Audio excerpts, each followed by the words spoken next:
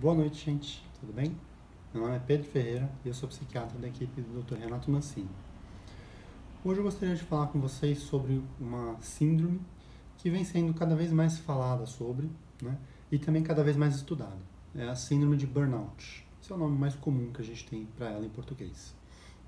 Alguns outros nomes que talvez vocês tenham ouvido falar seria o nome sem anglicismos em português, que seria o esgotamento, ou o nome com a tradução mais direta do inglês, que é o burnout ocupacional.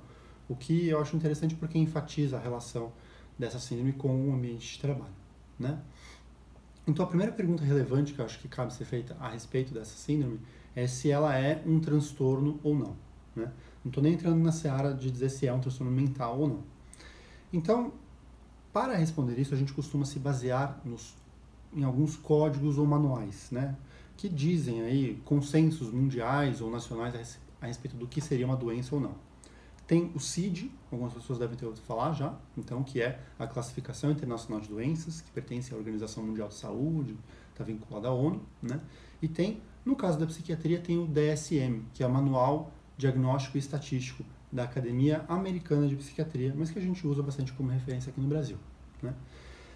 Para a OMS, para a Organização Mundial de Saúde, o burnout ele entra na categoria, né, de problemas relacionados com a organização e modo de vida, né? Então Z73 não entra na classificação de problemas mentais, né?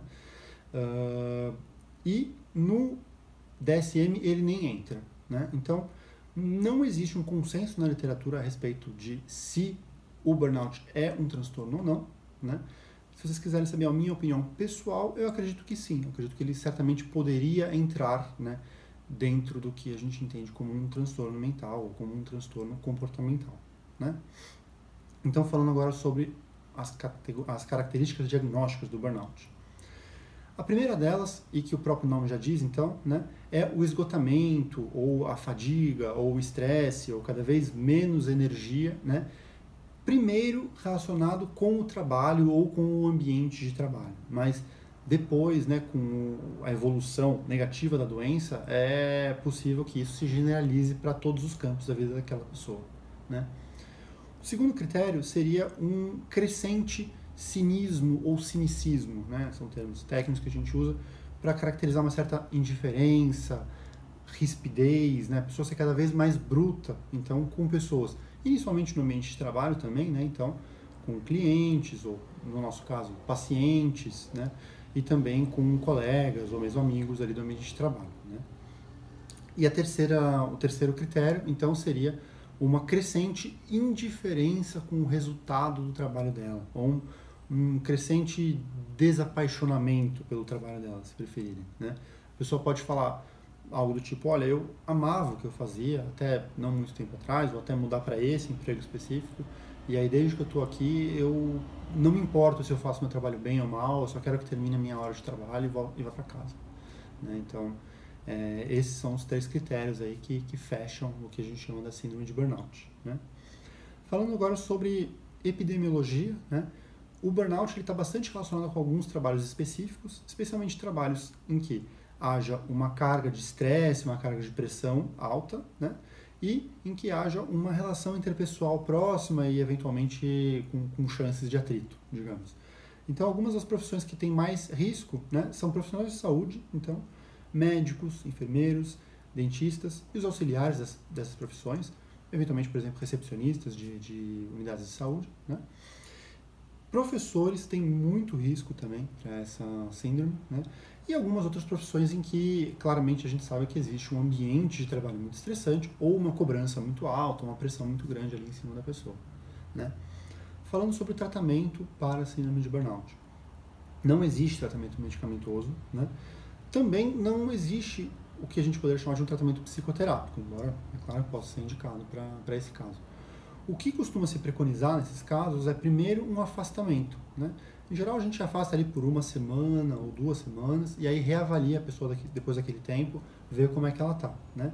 E aí aquela pessoa pode, às vezes a gente pode ver um adiantamento das férias daquela pessoa ou então buscar um afastamento um pouco mais prolongado, até o que a gente chama às vezes de, né, um sabático, a pessoa ali ficar um tempo mais prolongado realmente afastada daquele trabalho. até o ponto em que a pessoa pode ter que ser recapacitada, né? Isso é comum com professores, por exemplo, professores que têm um burnout bastante relacionado com o ambiente de sala de aula, que pode ser bastante estressante, acabam sendo recapacitados para funções administrativas na escola, por exemplo, né?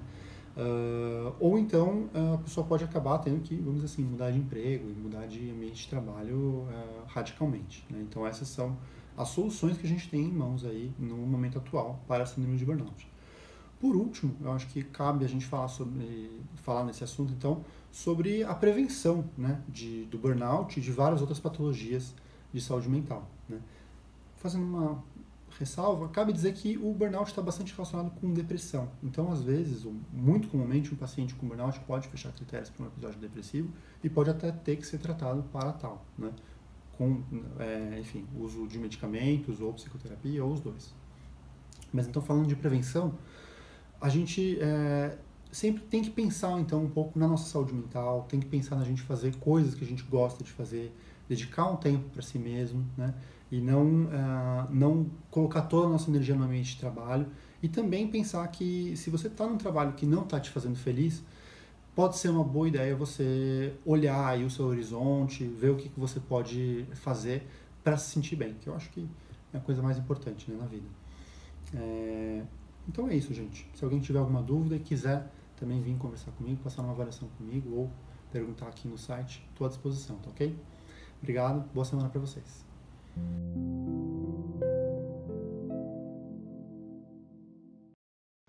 Se você quer saber muito mais sobre bem-estar e saúde mental, não esqueça de se inscrever no nosso canal e fique por dentro das novidades dos psiquiatras e psicólogos da equipe Mancini.